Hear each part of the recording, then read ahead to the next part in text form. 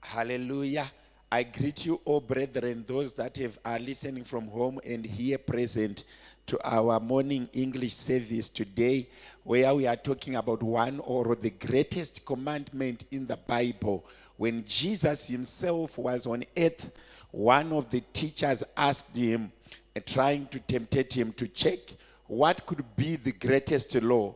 Even in our days, this law still remains to be the greatest and above all in the law. Our reading today will come from Matthew chapter number 22, from verse 35 to 38, and I shall read from Matthew 22 from 35. It says, "And one of them, a teacher of the law, put a question to him, testing him and saying, 'Master, which is the chief rule in the law?'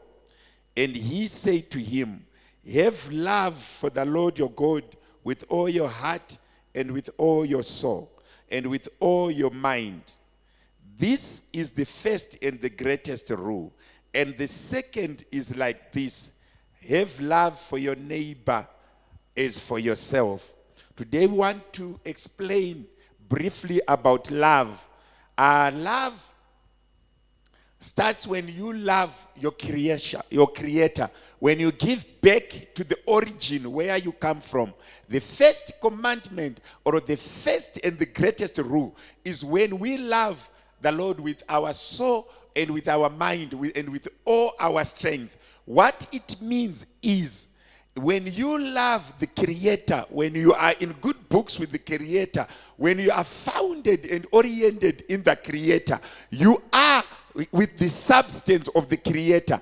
The chances of being lost is not there, because you are connected to the Creator.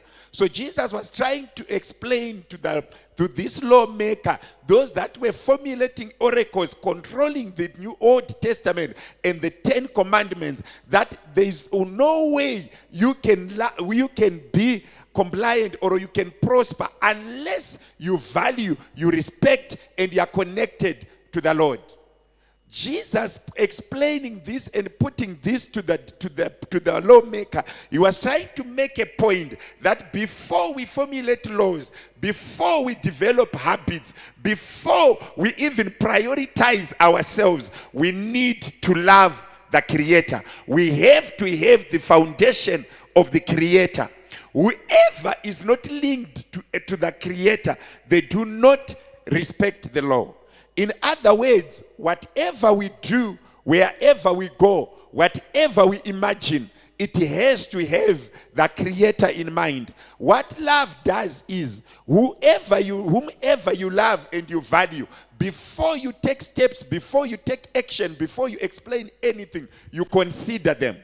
That consideration of the Creator, that giving in and bowing to the Creator, to his laws and his ideas and whatever is in the book that says love your God with all your mind. If you look in the 10 Commandments, the first commandment also refers to us belonging to the Lord, loving the Lord.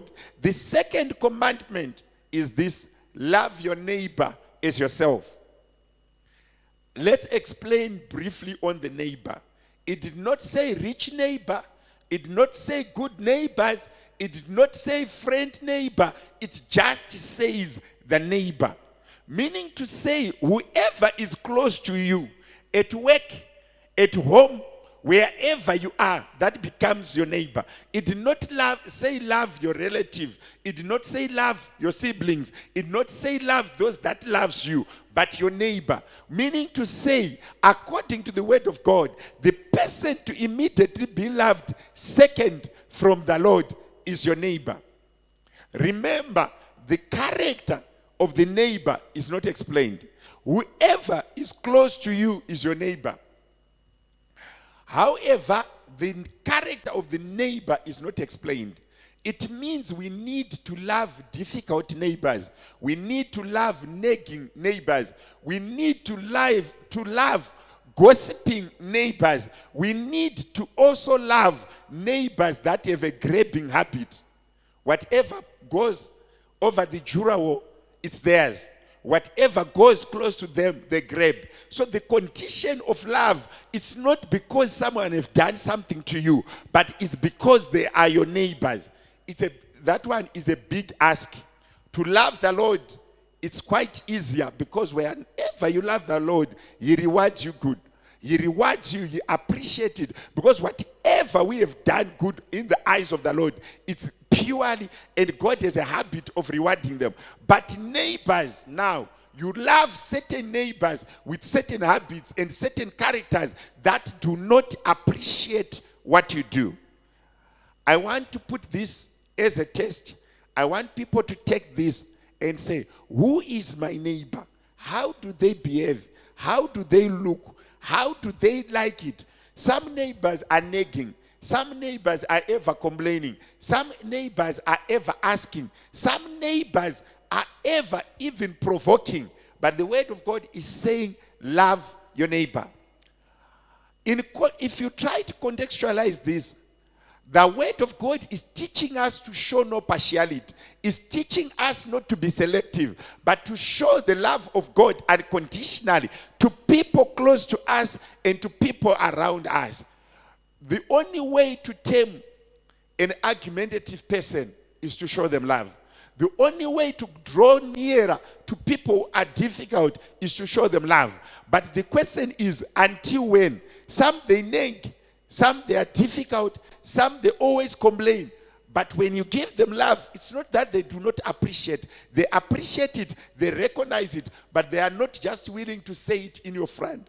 When they go wherever they go, they will testify, my neighbor is a good person. My neighbor is reasoning. My neighbor never complains, despite the fact that they are provoking you. At one moment, I met one brethren. He was so much in grief, complaining about his siblings, that they were not nice to him. But the siblings, whenever he was not there, they were singing songs. They were praising him. They were putting him in good space. Why? They appreciate what he does. But their character is ill by nature. There are people that they are not doing it to you because they want to provoke you or to spike you. That's how they live. If they are thieves, they are not stealing because they want to fix you. They steal from whoever is their neighbor. So they are stealing from you by default because you are their neighbor. In this service, I want you to know that when you love, you need to love unconditionally. When you give love, you need to give it without expecting reciprocation. It's not everyone that you are going to love that are going to give, to love you back, or to appreciate, or to say anything good. But we love them because the Lord and the word of God has said so. We must love. We must give love. We must do it for the sake of the Lord. Why that Jesus was teaching this lawmaker about love, and love is a great commandment. With love, we heal broken souls. With love, we mend relations. Whenever you love, that's when you are able to give. It's so hard to give someone that you do not love. It's so hard to accommodate someone that you do not love. So love is the first commandment, because in love there is giving. In love there is sharing. In love there is forgiveness. In love there is togetherness. In love there is unity. There is no unity minus love.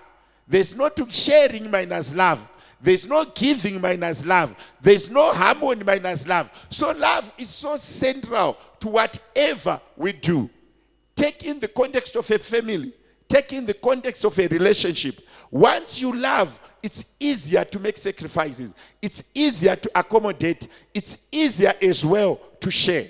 So love is so fundamental to whatever we do. Whatever you do from today, ask yourself a simple question. Am I doing it out of love?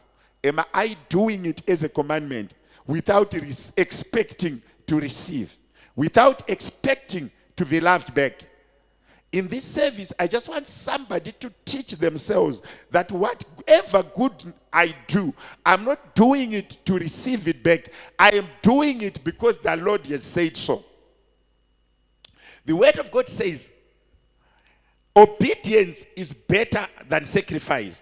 Meaning to say, the more we become obedient, the better we attract a blessing, and we also attract miracles and prosperity in our lives.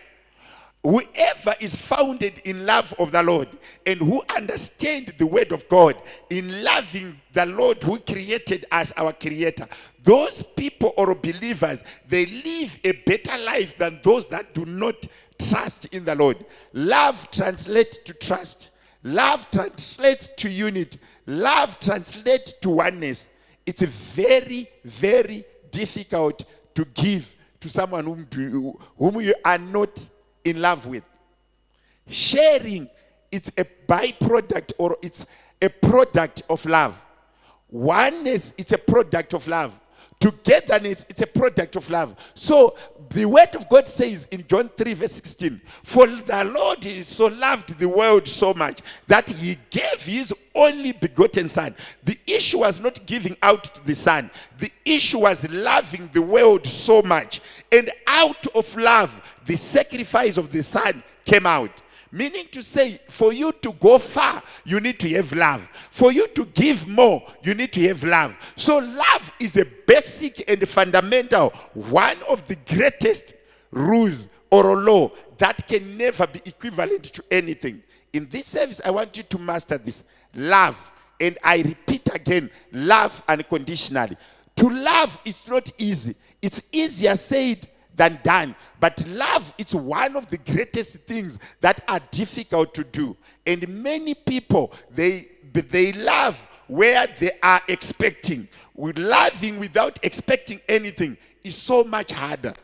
I want us to know that in whatever we do, and in whatever we aspire to do, let us remember the Creator. Let us love him unconditionally. And top of that, let's remember to love our neighbors. I want to make this service as short as possible. I just want you to master. From today, try to count your steps.